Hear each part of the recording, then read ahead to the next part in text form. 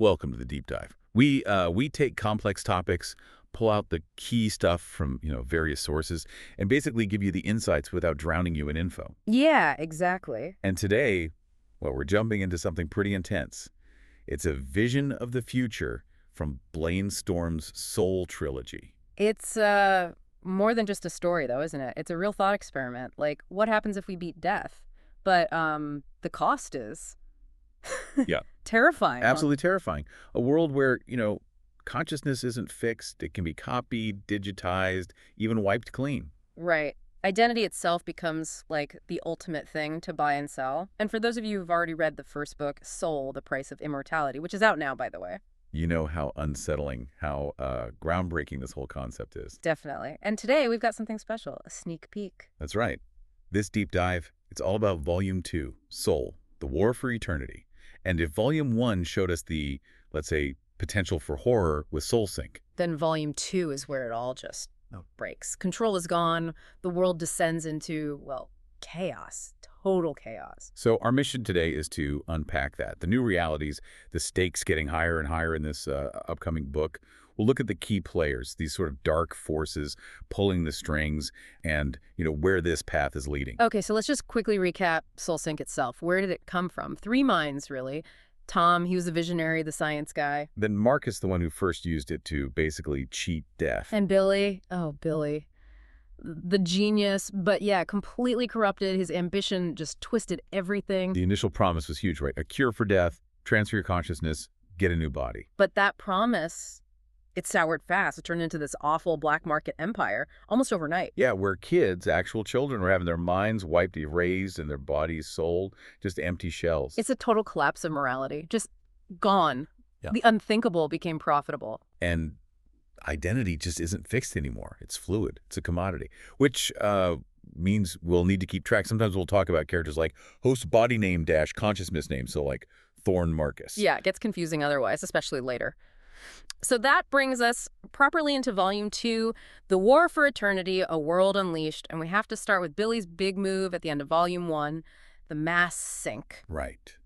Billy. He was already spiraling, wasn't he? Just recklessly sinking into body after body. Tina, who was Hooker. Nick, this broken guy. Andy, who represented, like, darker parts of him. And each time, it was like the original Billy got diluted, but a piece of him, that core awfulness, always stuck around. It was like he was deliberately unraveling himself, shedding his humanity host by host, leaving this trail of just damage. Yeah, not just physical swapping, but like a moral decay, a spiritual rot setting in. And that downward spiral, it led to that absolutely shocking final act in Volume 1. The mass soul sink. 5,000 erased children. Overwritten. With copies of himself, it just unleashes total chaos at this place. The Echelon facility, pandemonium, some kids escape, scatter into the world, many don't. 5,000 baby Billies. Yeah. Think about that. All under 25, spreading out across the globe. And Billy's so proud, right? Calls them copies of the smartest man alive. Tells them to scatter and call me. It's like an infection of his own twisted mind. Turning innocence into extensions of his own. Depravity. It's horrifying. Meanwhile, you've got the few survivors huddled in this wrecked pet house, trying to figure out what to do next. Yeah, that penthouse sounds less like a refuge and more like a bunker. Glass shattered, windows blown out, steel welded shut. Totally fortified. The only way in or out is by helicopter. It shows how desperate they are. And inside, you got Tom, the scientist, maybe looking for redemption. Cassandra, whose own identity is just fractured from being overwritten so many times. And that's the original Marcus, right? But yeah. In a new body, a prime host body. Yeah, they're literally trapped in there, welded in, trying to make sense of this insane new world. Okay, so while Billy's copies are causing chaos everywhere, we need to talk about the organization behind a lot of this horror. Echelon. Right, Echelon. It's not really a company anymore, is it? It's described as a force, this shadowy group operating way outside normal science, tech, morality.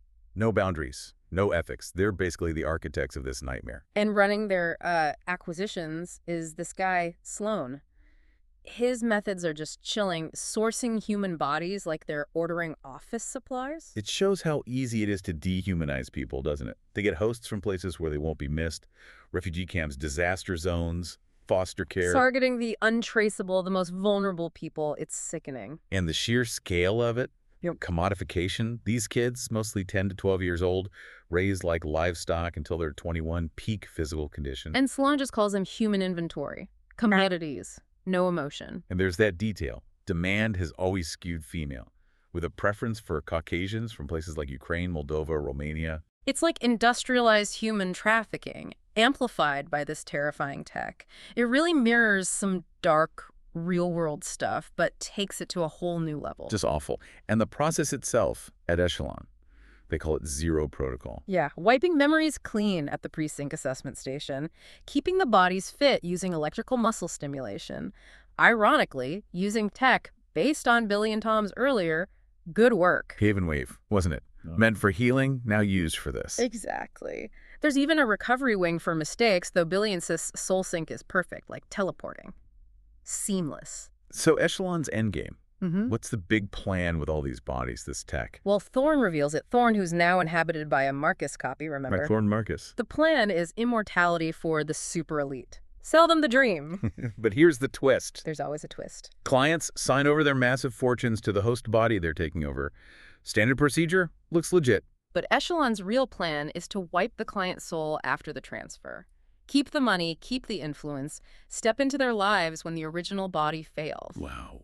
So they're not just selling immortality, they're stealing lives, entire legacies, replacing powerful people with their own puppets. Precisely. It's about ultimate control, which leads us into all these fractured groups and shifting identities in Volume 2. Okay, so the government must be reacting to Billy's mass sync by now, right? Oh, yeah. Panic.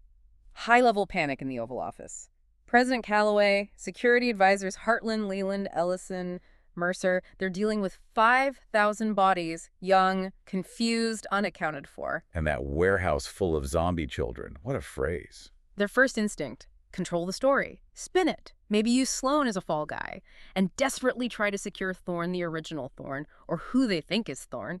They see him as key, even if they're not sure who's really inside him anymore. And Thorne himself. Right. This is where identity gets really, really messy. Totally mind-bending. Remember, the original Marcus, dying, synced into an ape Simeon. Oh. Then Simeon, carrying bits of Marcus, synced into Lucius Thorne's body. So Thorne we see now is Thorne's body, with Simeon's consciousness, which has fragments of Marcus in it. Exactly. And he's struggling big time to act like the original Thorne, who was apparently a pompous ass, womanizer, money-grubbing, arrogant prick. So how does that play out? Badly, like primal screams during sex, calling his pregnant wife a bimbo. It shows how hard, maybe impossible it is to truly be someone else. Bits leak through, or the new consciousness just can't fully take hold. It's a psychological train wreck, Yeah. an internal war constantly raging. Meanwhile, those Billy variants, unleashed, causing absolute mayhem. Mark and Cassandra notice how sex-crazed they are. It's like Billy's worst impulses multiplied by 5,000. And we get these glimpses, horrifying ones, like Tina, a Billy copy, doing disturbing things with Maria, another Billy copy. A hotel manager finds out two guests, Jesse and Maria, are actually Fing's siblings, but they're just different Billy variants. Yeah. And Andy, another Billy copy who's chief of security somewhere, he's caught in the middle, terrified he'll be arrested as the chaos from the other copies just explodes. Like the very idea of family, of social order, is just crumbling under the weight of these identical, depraved minds. So in the middle of all this, Tom and Cassandra are trying to fight back, trying to stop Echelon. What's their plan? Sounds pretty desperate. It is. They decide to let themselves get caught. They're welded into that penthouse, remember? Yeah. So the plan is to get captured, infiltrate Echelon from the inside. Risky. Extremely. They even have a code word, Soul Train, to identify allies, like Jay, who's actually Tom in a new body. Lead Tom. And Nick, who's one of the Billy copies they're trying to work with, maybe, Nick Billy. But even that plan goes wrong, doesn't it? There's betrayal. Yeah, Cassandra starts getting suspicious. She realizes her HR access to Echelon systems is gone. Someone inside cut her off. Yeah, no. And then she's captured, sedated, and overwritten by a copy of Sloan. Sloan, the acquisitions guy. Yep. She becomes Cassandra Sloan, described as a billion-dollar love doll. It's just a violation on an unimaginable level. God, that's horrific. So what can Tom even do then? This forces them into something even more drastic. They have a backup, apparently, of the original Cassandra. A backup consciousness. Seems so.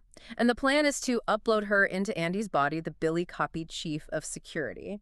They figure Andy's body is like a clean slate, because he's had multiple syncs already. Wow. Uploading a backup Cassandra into a Billy copy's body. That's a A gamble. huge gamble. It just shows the sheer desperation. Even with this tech, reclaiming your true self is this massive, dangerous fight. So where does this leave us? What's the ultimate conflict shaping up? It's this war for souls, for power. And Sloane's true goal comes out. It's bigger than just selling bodies. What is it? He wants a private army. He plans to use those 5,000 hosts on the farm, sync them, train them, create this force where everyone thinks alike. An army of sync soldiers. Obedient. Thinking is one, like Billy's mass sync, but organized, weaponized. Exactly. And these aren't just kidnappings off the street anymore. He mentions government-to-government deals for a quota of hosts. So the corruption goes right to the top. Systemic. Deeply embedded. And we learn the SoulSync tech cost Echelon $20 million. That's how valuable controlling consciousness has become. It's staggering, and you see how confusing it all gets, even for the characters keeping track. You mentioned J-Tom, Nick Billy. Right, and Thorne Marcus, or Thorne Simeon Marcus, and now Andy Cassandra if their plan works. It really drives home that the war for eternity isn't just about living forever. It's about who you are. Can you even hold on to yourself when your identity can be copied, pasted, deleted? Yeah, what does identity even mean then? And the sneak peek seems to end with this escalating confrontation, right? Sloane and Thorne, who's now a Sloane copy. Wait, Thorne gets overwritten by Sloane too? Looks like it. Or maybe it's another copy of Thorne inhabited by Sloane. The outline mentions Thorne, Sloane's copy. It gets complex. But they confront our heroes. And they're destroying surveillance cameras. No footage, no raw evidence, only the story they would tell. Chilling. It's a world where the powerful don't just rewrite identities, they rewrite reality itself. Truth is just another casualty. So, wrapping this up, what's the takeaway for you, the listener? Soul. The War for Eternity, Volume 2. It throws us into this world where immortality isn't a gift, it's an infection. Yeah. Identity is currency. Morality is completely gone, utterly collapsed. But maybe there's still hope. The original souls buried deep inside, still fighting to be heard, like whispers. Maybe. But the overwhelming sense is the future has a face. And it's Billy's. He's everywhere. Yeah. It really forces you to ask those big questions. If consciousness can be copied, transferred, erased, what makes you you? Your memories, your personality, that unique spark. And in a world where who you are can be bought, sold, turned into a weapon, Right. what would you do? What would you sacrifice to stay yourself? Deep stuff. Really makes you think. Absolutely. So if you want to really get the full picture, understand the chaos we've glimpsed today, definitely check out Volume 1, Soul, The Price of Immortality. It's available now. Yeah, get caught up before Volume 2 hits. And for more updates on Blaine Storm's work, the whole Soul Trilogy, you can check out soul.blainestorm.com. Well, thanks for diving deep with us today. It was intense. It really was. We'll see you next time on The Deep Dive.